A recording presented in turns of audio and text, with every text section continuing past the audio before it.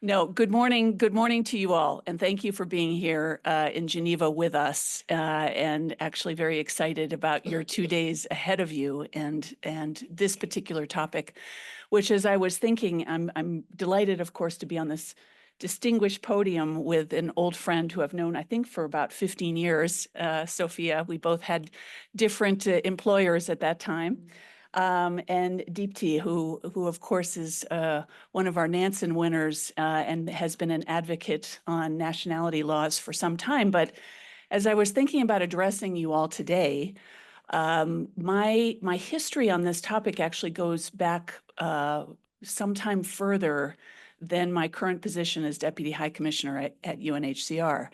I had the opportunity in my last position when I was working for the US government of going on an official visit to Nepal.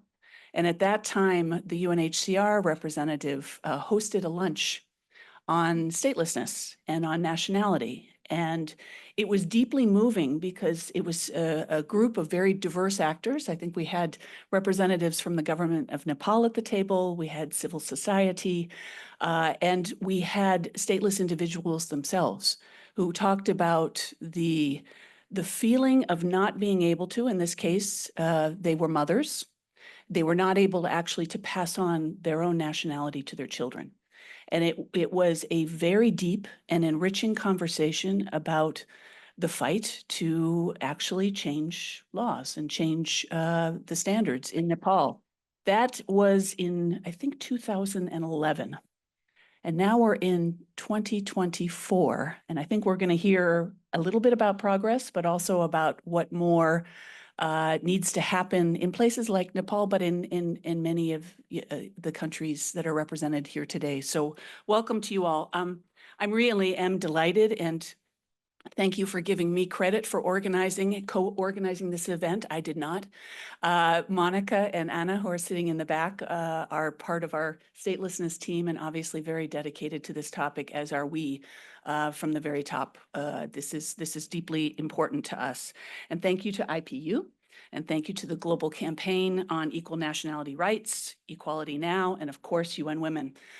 We're in this together, and I think you will get that message time and again over the next 2 years, that this is not a topic that can be tackled, solved, progress made by doing it alone. We have to do it all together, and that's, I think, the diverseness of the room certainly represents that. I don't think I need to say a couple of words about why this topic is important, because frankly, you would not be in the room if you didn't already believe this.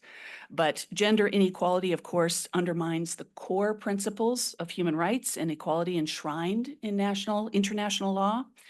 And it has to be addressed both as a legal and a moral impediment, an imperative rather. Gender discrimination in nationality laws holds a legal urgency, the need to prevent statelessness if it's not addressed, and ensure that everyone can enjoy this fundamental right to nationality.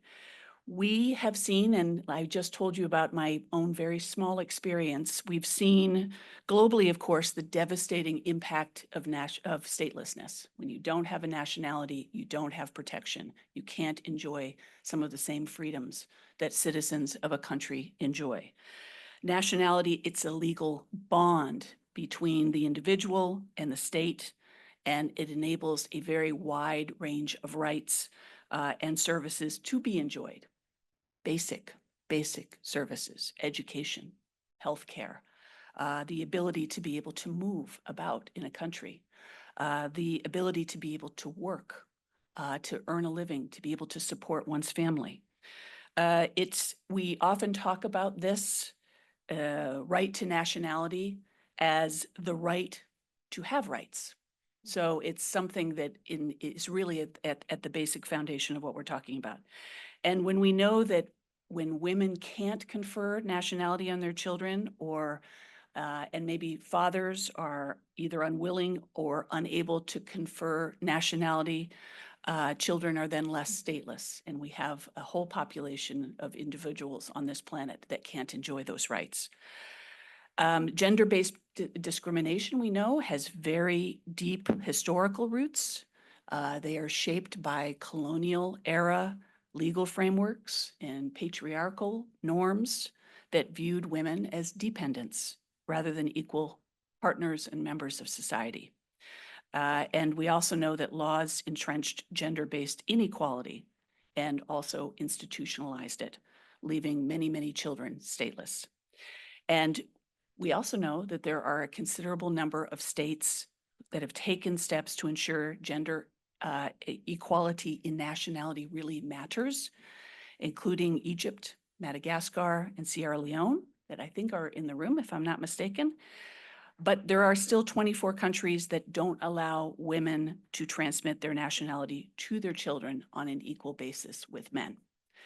And many more maintain discrimination that otherwise limits women's nationality rights and may lead to statelessness.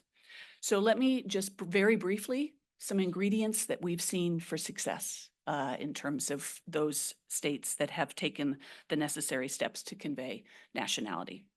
First, there's a strong tone from the top that this matters. It's a political commitment and leadership that matters.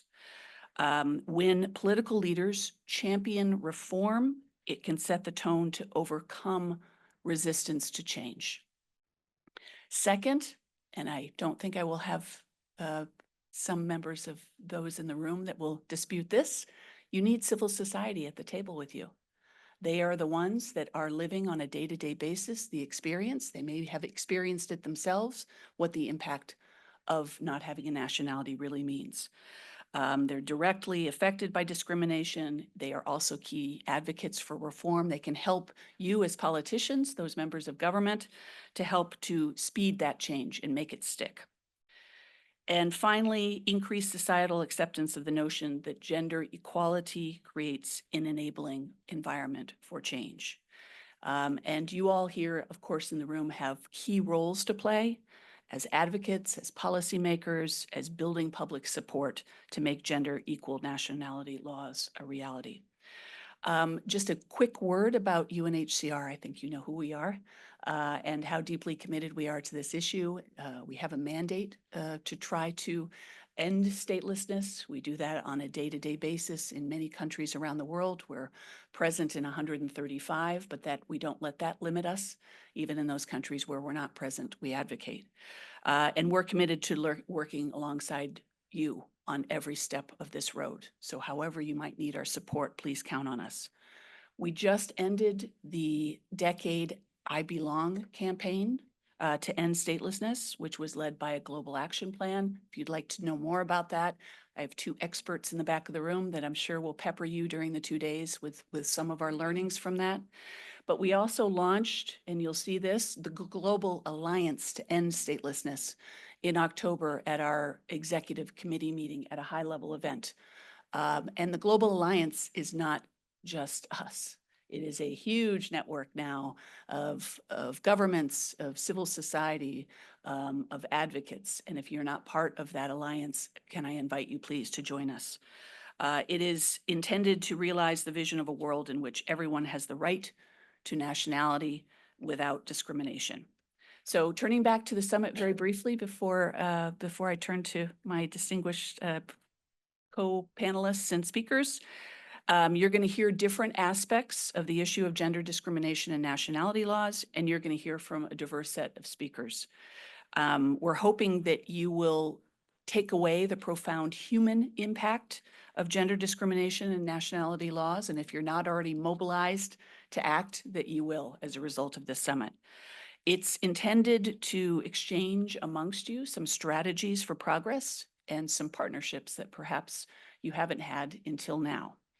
And importantly, there's always, it's important to come with concrete actions, and pathways for reform, we hope, will also be part of the results of the summit. So thank you for your openness, your determination. Half the room, I think, was seated 15 minutes before we formally started. So that indicates, I think, everybody's ready to go. So I'll stop here with our deep thanks and appreciation. Thank you very much.